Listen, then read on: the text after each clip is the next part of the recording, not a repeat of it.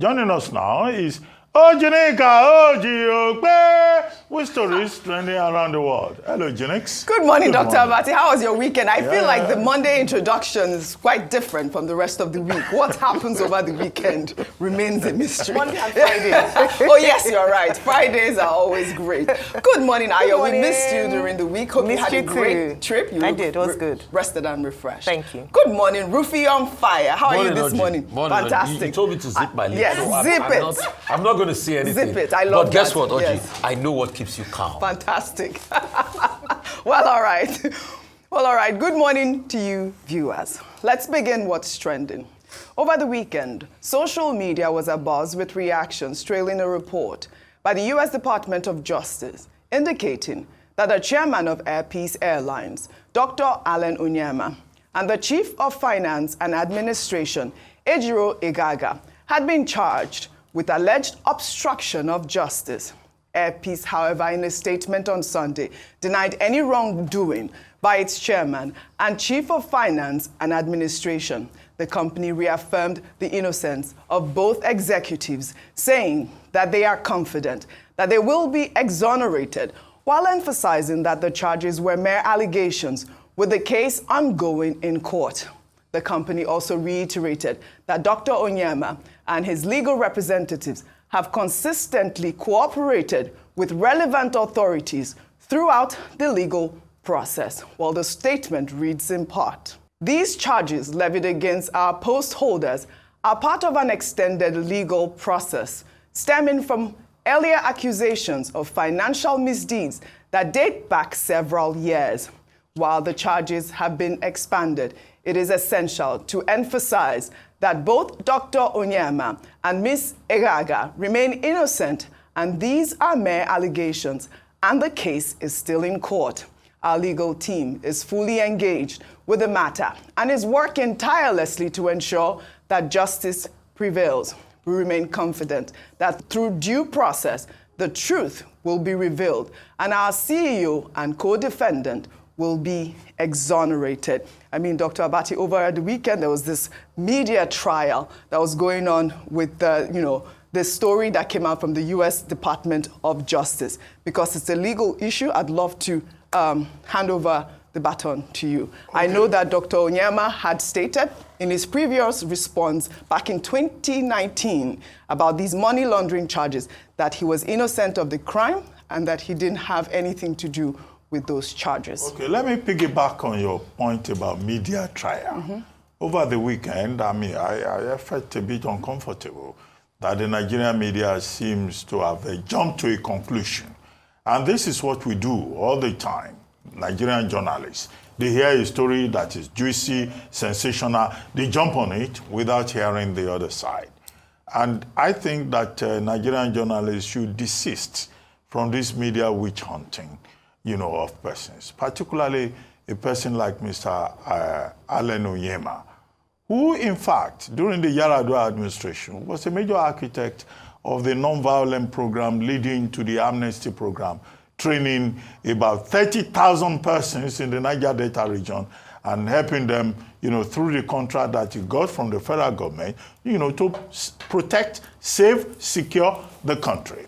Mr. Ibrahim Onyema, in another occasion, has also proved to be a major patriot, during the COVID crisis that we had in 2020-2021, ferrying people from South Africa during COVID, from other parts of the world, and even when Nigerians had issues in South Africa. In other words, you will expect that the Nigerian media, these same journalists, who jump on sensational stories, will at least try to exercise a little caution. Now, let's go back to 2019. In 2019, Mr. Ibrahim Onyema and Airpeace had made it very clear that, look, those allegations are not true, that he never intended to do any money laundering and he was not involved in any money laundering, and that the money that they are talking about, was passed through even the banking system in the United States. So where is the fraud? Where is the money laundering? However, the latest development is that the 36 charges in 2019, they've added 2 charges to it in Georgia, and they say, okay, additional 2 charges relating to according to them, Mr. Onyema and also Mrs. Eghagha, I think that's the name, Eghagha. I think it's an open name, a branch of the Urobo people in the Niger Delta. Yeah, right. Now, you know, they now say that 2 charges have been added, coming to 38. I think that if you check it, well, this is a kind of misunderstanding between 2 jurisdictions. Because the aircraft, the 5 aircraft that are at issue in this particular case, they are flying in Nigeria. They are here, they are operational. So I think that these are some of the issues that we need to look at, and Nigerians should not jump to conclusions. These are issues that the lawyers can, resolve. Eno Alege and co, Onyema's lawyers, they issued a statement once, if I recall, saying that, look, nobody lost any money in these transactions. Not the United States, not any individual party lost any money, and there is much ado about nothing. So there's more work, it may appear, between for Allege and co and across jurisdictions. But it's not a thing that the media will just say, oh, this is a juicy story. There was virtually almost no platform, that didn't carry that story. Where I don't think I saw it on Rice News, but all the stations, they were feeding on it. I say, can we also, protect our own?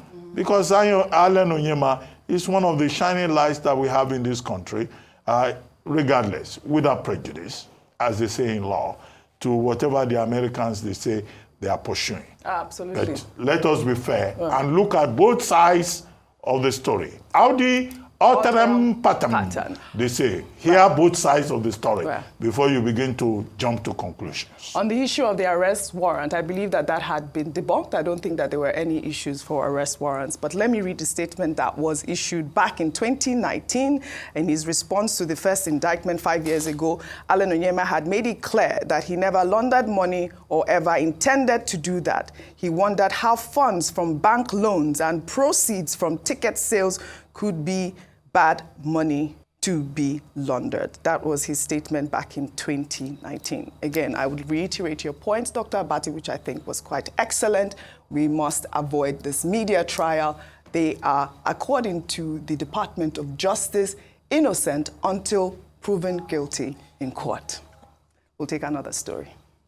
Well, presidential spokesperson Bayo Onanuga has replied Nigerians who have criticized President Tinubu for traveling to the United Kingdom and now to France for his annual leave. On Friday, October 12th, the senior special assistant to the president on political and other matters, Ibrahim Masari, revealed that President Tinubu left the United Kingdom where he had gone for a 2-week vacation for France. The president was heavily criticized for traveling outside the shores of Nigeria to spend his leave. Onanuga wrote in a post on X, President Tinubu is on leave for 2 weeks. He's not restricted to the United Kingdom. It is his private time. He can go to anywhere he so desires. He's still observing his leave. Well, he is still observing his leave at the moment. I mean, I'd love to take a reaction, if you can pull up that reaction. This is from Evelyn, who wrote, well, I don't think it's good to be on a leave when many of his countrymen are starving. This is the time to roll up the sleeves, not a time for leave. I would understand if it was a medical trip, but even at that, we have good hospitals here that can attend to our presidents. It is not good for our image that every time our president needs medical or other attention, he runs to Europe. I think that is the rhetoric online, Rufai. A lot of people have said that. And even here in the studio, we have talked about the fact that, I mean, even if it is medical leave, can we have him treat himself in Nigeria? But it's not medical leave. He's on leave while, pump price while pump price is high. And Nigerians, I mean, we took that story last week where the Minister of Health talked about how Tinubu was trying to justify it. And Tinubu is trying to revamp our medical hospital. But let me tell you, in another development, though, President Bola Ahmed Tinubu has urged Nigerians and the Methodist Church in Nigeria to remain steadfast in prayers for their communities. the nation and her leaders. Tinubu said that their prayers remained a source of strength and guidance. The president said this during the 40th anniversary celebration church service of the Abuja Archdiocese of the Methodist Church on Sunday. He was represented by the Federal Capital Territory Minister, Nyesom Wike. I hope Nyesom Wike did not quote Tinubu out of context, but go ahead. The truth is, Oji, Yeah. when collectively Yes. we lack a sense of shame, that's what happens. Yes. Mr. Bayo Onanuga is responding by saying that the president can go to France on taxpayers' money. That's the question. Hobnobbing from London to France on holiday on taxpayers' money when the country needs his attention here. And he says, oh, he can do whatever he likes. He can rule from anywhere. The question is, we compare ourselves with foreign nations a lot. How many leaders do you see? Which day did you hear Joe Biden, because we like to compare ourselves with America a lot, leave America to go and do holiday in Nigeria? So we indulge these things on taxpayers' money. We continue, and the president says there's no biggie about it. And the next thing they say is that we should pray for the country. In fact, have we not prayed more than enough? We're saying action. It is about working and praying. I mean, and it has shown beyond reasonable doubt that these people don't rate Nigerians. They don't respect us at all, and all of that. And that's why they are feeding fat. In Nigeria, where people are suffering, somebody donated 1 billion. What work does she do? What is her tax returns? Yeah. I'm sure you're going to tell me, oh, she's been a senator before and everything and all of that. So maybe how much I think was the it was salary? through her foundation, though. So maybe they were from donations. So, What do you... I mean, the full disclosure. That's And it's what not we asked for last and week, it's not actually. today that they've been making, such big hula baloo and amount of money. But anyway, but it might not even be from a foundation, but she's told you they are rich enough, they don't need Nigerian money. Yeah, I remember that. But the only thing is that they need new Nigerian private jets, presidential jets, to be able to be flying them around at the expense of the suffering people. All right. And for good measure, what do? We immortalize them with glorious statues or speaking statues of that, everywhere. Rufai. So you see, it's a joke we run as a system. It's a joke. There's no level of accountability. We ask questions. They says, oh, you don't have a right to ask questions. But it can't continue this way. Fantastic. Well, speaking of that, with regards to the Oni, I know you wanted to say something there, Dr. Bati, and our pastor here has not spoken. I mean, Tinubu urging Nigerians to stay prayerful. I love your comment on that as well. But Rufai has made mention of the statue during that donation that we took yesterday, where the First Lady donated 1 billion naira to the Obafemi Awolowo University. Well, the Ooni of Ife, Oba Adeyeye Ogunwusi, has unveiled a golden statue of the First Lady of Nigeria, Oluremi Tinubu. Well, he did that during a grand ceremony at Obafemi Awolowo University on Thursday. Let's take a look.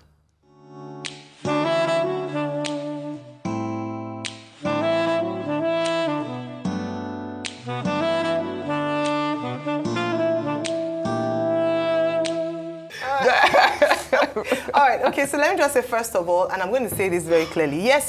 The president has let me start from first. The president has a right to go on leave, but I dare say that the president morally should not be on leave, particularly at a time when Nigerians are facing suffering, are facing such hardship. I say this because I don't know which private company where you're undergoing a crisis, and at that point, the CEO decides that that's the best time to go on leave. I understand his right to be able to go on leave, but I'm sorry to say that we just look at leadership as something very flippant. We don't hold our leaders to account in the way they should. No one is begrudging him his holiday, but the timing is not right. Then go on to saying that he can go anywhere he likes to go. We've already given him options here in Nigeria. So many beautiful places, especially as the chief ambassador, chief diplomat of the country, he can do that. And finally, that statue. No words. But just to say that I cannot understand, but it also speaks, and with due respect to the Ooni of Ife, who said, due to her contributions that she has made and all that. But I also feel that it also demonstrates just how clearly they are out of touch with their people. This is not what Nigerians need. What are the contributions to warrant spending the amount of money to erect a golden statue? So what has she done? How many professors, how many legends have come out of OAU? You're on fire.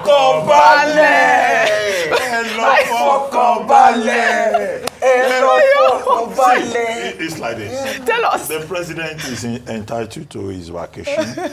He has gone from from London to France. Yes. You Nigerians, be grateful for little mercies. You are not in the same situation as the Cameroonians. Cameroon, their president for Biya, he was cited last in Beijing in September. For 1 month, they have not seen him.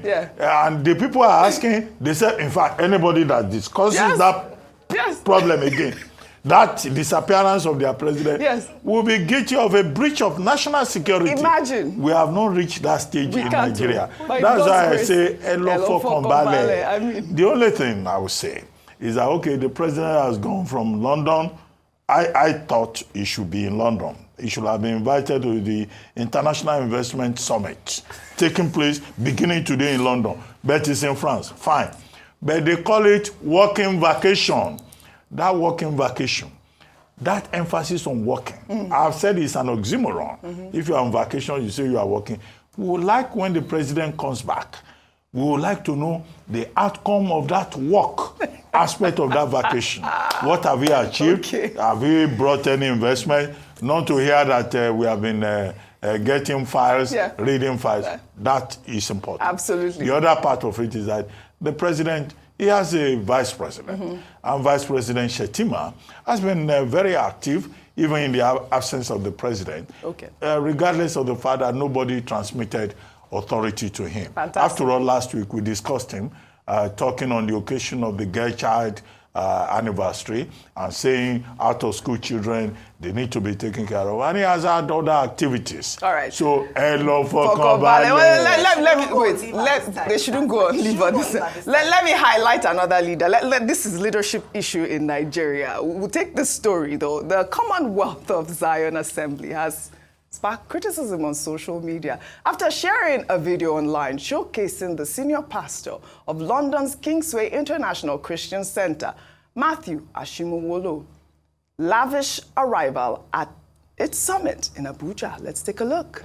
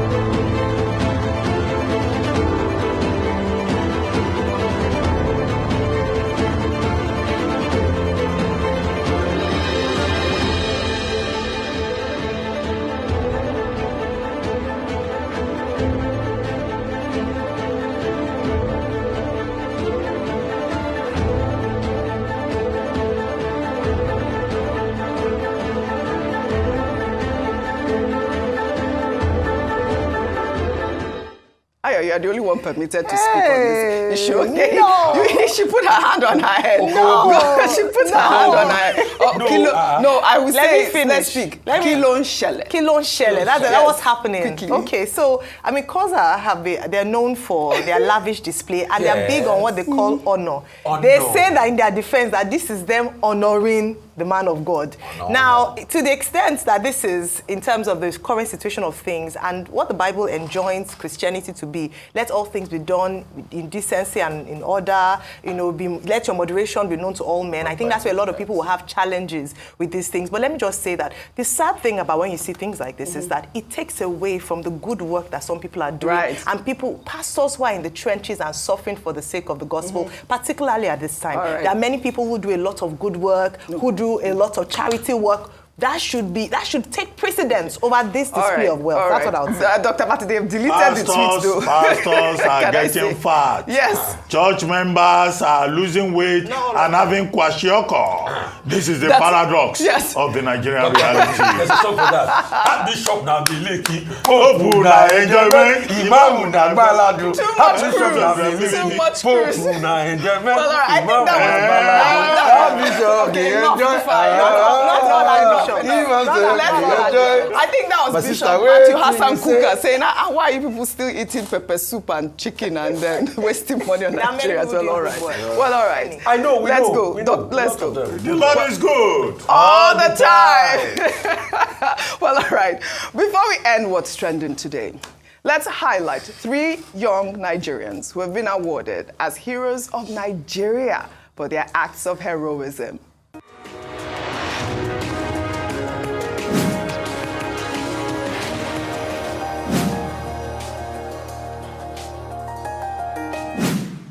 Well, 3 young Nigerians were recognized over the weekend by the Indomie Heroes Award, a social responsibility initiative that seeks to encourage the acts of heroism in children who have made notable sacrifices at great risk to themselves and those who have strived to survive despite the unfavorable conditions they found themselves. The young Nigerians received the award in 3 categories: physical bravery, honoring children who have risked their own safety to save or protect others; social bravery, recognizing those who have addressed social issues or helped their communities in significant ways; and intellectual bravery, celebrating young individuals who have used creativity and innovation to solve problems despite limited resources.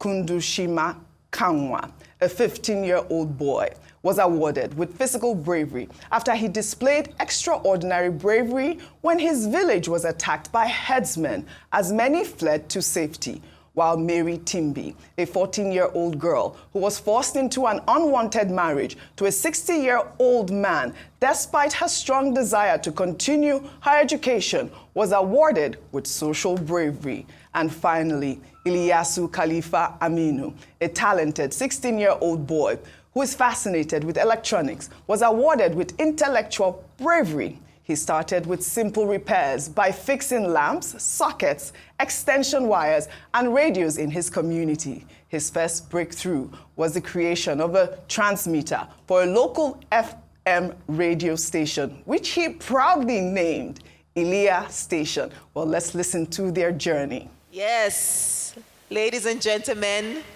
a round of applause for this, please. This was invented from scratch, from scraps, meaning that he looked around for resources around him, and he did this all by himself, and this works. Ilyasu, congratulations again. You are a winner for our social bravery category. How does that feel? I'm very excited. Mary, what is your story? She was in her community in Ukbam, and herdsmen attacked the community and killed her dad. So the mom ran away with her and her elder brother to the grandfather's place. So on getting to the grandfather's place, the grandfather said that he can't take care of her, so he's going to give her out in marriage. So she said that she doesn't want to go to, she doesn't want to get married, she wants to go to school. And then the father insisted, and they took her to give to the old man. They took her to the old man's place, and she stayed there for some time. How old was this old man? The man was close to 60 years. So, and then while she was there, she now saw opportunity. She ran away and came back home. So when she came back home, the grandfather said he was going to teach her a lesson, and then they beat her and tied her for 3 days. She didn't see food to eat. So because she had cuts on her body, she was dead. So she managed to escape from the house. And because where they were staying was close to the IDP camp, she now ran into the camp. And then the people now asked her that what happened to her, that she had so much cuts on her body. And she explained everything to them. And she said she didn't have money to go to the hospital. That's why she's walking about, because she was just roaming about in the camp. And they now told her that, okay, we had the Doctors Without Borders was treating people for free in the camp. And then they took her there to the Doctors Without Borders. And then Doctors Without Borders asked her what happened to her. And she said she hasn't eaten for 3 days, and she narrated her story to them. and they asked her that, okay, that they're going to refer her to a place where she can get food, and then they provide shelter for her. And so they wrote a note, and they called me, and I said, okay, fine, there was space in the shelter, and then they sent her over to the shelter. And after the documentation, she was not going back to Doctors Without Borders for treatment for her cut. So when she got back, she now discovered that the other girl, she ran away. In fact, she ran away for 3 days in the rice farm. So they all came back to that, they just found themselves in that camp. And so when she heard about their situation, that was how she now told them where they can get help. And then Doctors Without Borders now called me also, and they referred these girls to the shelter. On a fateful day, around 9 p.m., they were about to sleep, so he heard some noise outside. So when he discovered it was herdsmen that came to attack, he ran inside because he was staying in a room with 2 of his younger siblings. So he ran inside and assisted them to escape. So when he went and kept them far away from the house to hide inside the bush, he wanted to stay there, but he now discovered that 4 of his older siblings were staying in the older room, and his father and mother were not around. So he ran back to assist them too. So when he took those 2 out, and he went and hid them, on his way going, the herdsmen saw him, and then they started running after him. So he was running until one of them caught him. So the first person that came, he started fighting with him, and he actually overpowered him. But at some point, 2 other persons came and joined, and that was when they started cutting him until he fell on the ground. So they started cutting him on the face, both by the right and the left-hand side. Then one of them removed the matches and wanted to cut his forehead.